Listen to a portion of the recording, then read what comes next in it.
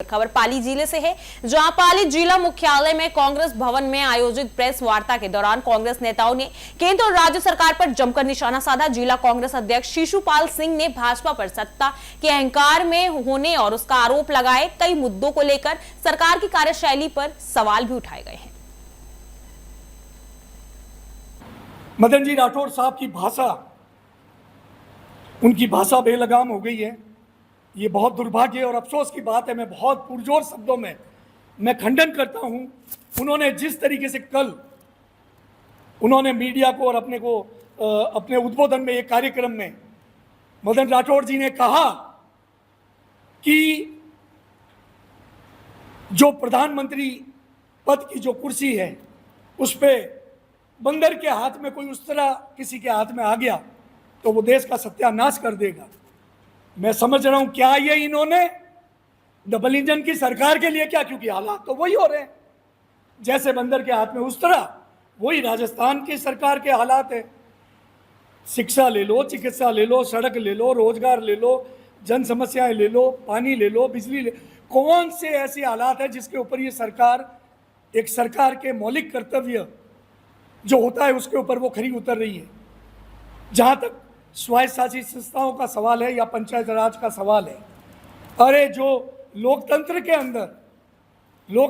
अंदर ये अधिकार है कि 5 साल के अंदर, ये कानून है कि 5 साल के अंदर चुनाव होने चाहिए और जनता अपने चुने हुए प्रतिनिधियों को भेजे और जनता के चुने हुए प्रतिनिधि चाहे वो गांव की सरकार है चाहे वो शहरों की सरकार है वो चलाए और वो अपने जनता की भावना के अनुरूप चले।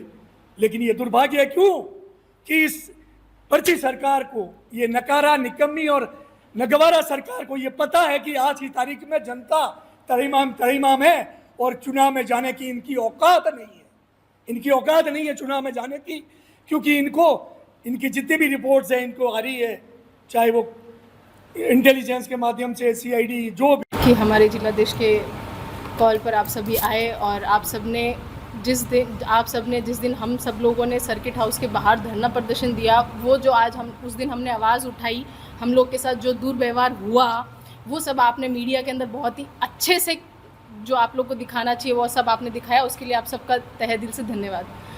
मैं तो यही कहना चाहूँगी कि पाली की जो समस्याएं मेन जो है वो आपको प्रदीप जी हिंगड़ साहब, हमारे जिलाध्यक्ष जी शिशुपाल जी ने आप सबको बताई है।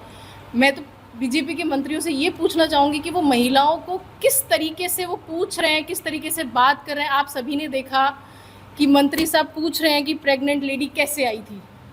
मुझे तो ये नहीं समझ में आ रहा कि वो भूल गए हैं कि भाई एक महिला का सम्मान कैसे किया जाता है। वो खुद भी किस प्रोसेस से इस दुनिया में आए और आप वो उसी महिला को वो 9 महीने का दर्द झेलते हैं, आप उस महिला के लिए ऐसी भाषा उपयोग करते हो। नॉन बायोलॉजिकल लोग। बिल्कुल मैं वही कह रही हूँ कि आप इस तरीके की भाषा एक महिला के लिए यूज़ करते हो। मुझे नहीं लगता कि आप मंत्री या फिर आप उस पद के लायक हो जहाँ आप बैठे हो। अगर आपको महिलाओं का सम्मान नहीं आता तो आप लोग उस पर जो आपके पास पद है आप उस पद से इस्तीफा दे दो। मैं तो मंत्रियों से यही कहना चाहूँगी, बीजेपी के मंत्रियों से, क्योंकि बीजेपी के मंत्री मान लो आप चाहे कुछ भी मान लो, वो सब ना तो उनको ये पता है कि युवाओं के साथ कैसे बिहेव करना है, ना उनको पता है कि महिलाओं के साथ कैसे बिहेव करना है, ना उनको पता है कि बुजुर्गों के साथ कैसे बिहेव करना है। इनको बस यही पता है कि हमें बोलना क्या है और बोलने में भी इनको ये नहीं पता कि हमें शुद्ध अपनी जो भाषा है वो कैसे उपयोग करनी है।